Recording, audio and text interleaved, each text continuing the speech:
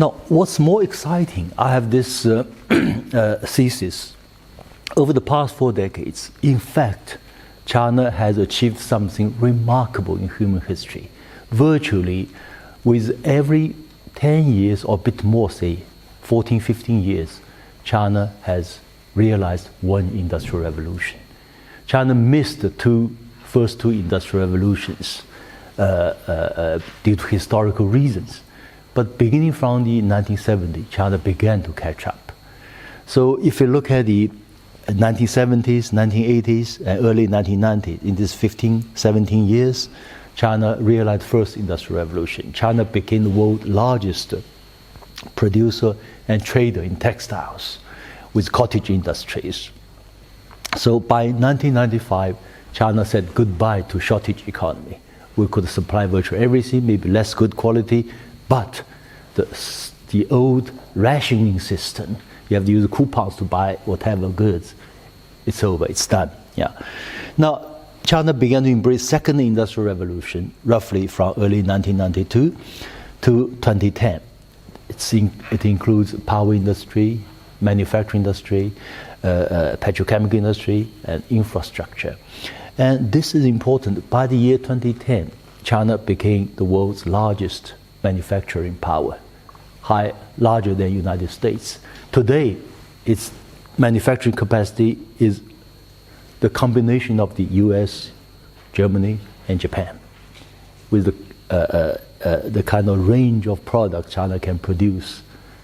No country can match. It's the world's largest chains of economic activities and production and clusters of industries. That has to do with China's successful entry into WTO, and so the whole world become the origin of the sources and Chinese market as well. And then with the third industrial revolution, when China began to embrace the internet, the revolution continues up to now. It's continuous. It's about PC, about computer, about telecommunication, about mobile phones. And a good example of this change in China is our mobile phone. From 1G, 2G, when there was no Chinese standards, to 3G, there were Chinese standards, but used in limited scale. And to 4G, China has its own standards, together with European standards, American standards. To 5G, China is a leader in telecommunications. And then China entered into the fourth industrial revolution. China is in the Premier League of the fourth industrial revolution, together with the United States. That's about big data, AI, quantum communication, and list goes on. That's why I said that China is indeed super modern today. For 2 years, I have never used my wallet or cash. Only mobile phone, pay everything. That's just an example. Life has become so convenient in China.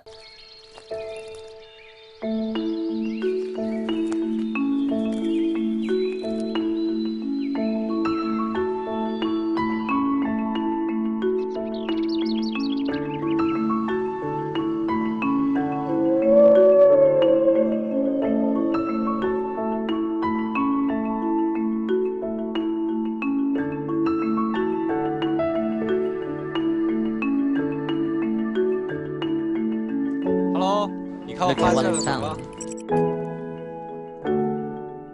It's the fossil of a trilobite.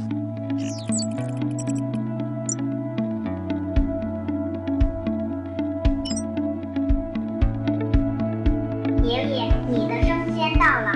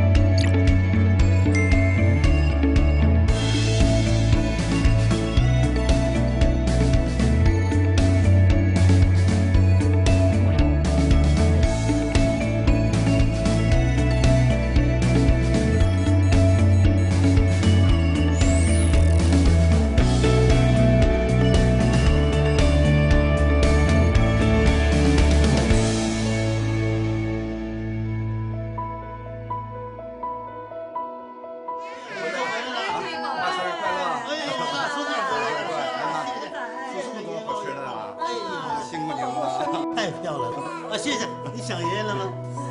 想。爷爷，您小儿子来电话了。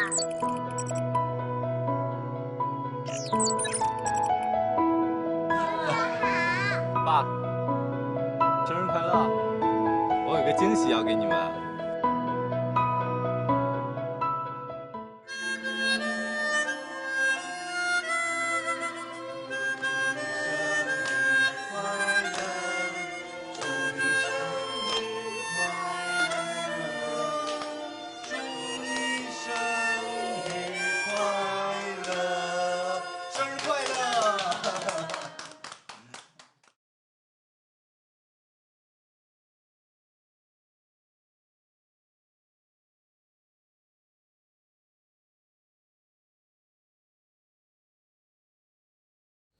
And you look at how ordinary people's life have been changed since then.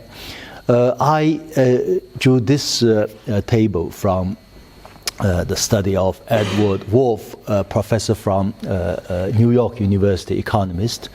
He said that based on the year 2013's dollar, he made a calculation of the median net household assets in the United States. So in 1962, in the United States, median household assets is 55,000 US dollars. That was, if my memory serves me right, 100 times higher than China's real household assets. To be honest, at that time we don't have private properties. I used to be a worker in the 1970s. My monthly income is 18 Chinese yuan, which means, I don't know, $3 or something, yeah. And so then by the year 2013, in the United States, it's 63,000 US dollars. And those Chinese present will find that this figure is very low by Chinese standards. If it's in Shanghai, it's close to poverty line, yeah. So if you're a family of three members with with an asset of 63,000 US dollars, which means you could almost meeting the condition to apply for subsidized housing. Yeah, say college graduates entering my institute, you need a flat, and government will provide subsidies. That's the condition. Yeah. It's totally different. 4 decades ago, it's inconceivable. How could we compare with the United States in terms of properties, assets? Today, China is the world's largest property owners. And this is indeed very low by Chinese standards. If I talk about the 400 million people, middle class, I think they have reached these standards, if not higher. This is my calculation. Yeah. And young people feel more optimistic about their future in China than in other countries. In China, it's 82% feel more optimistic. They can live better than parents. In the United States, it's 33%. In the UK, it's 17%. In France, 9%. Yeah.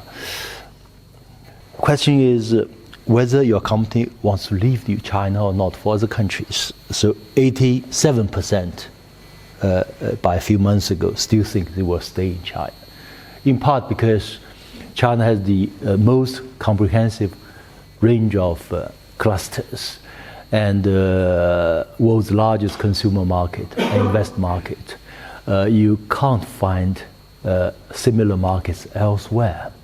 For low-end productions, if you move to Vietnam, to Cambodia, that's fine. China encourages that. Yeah.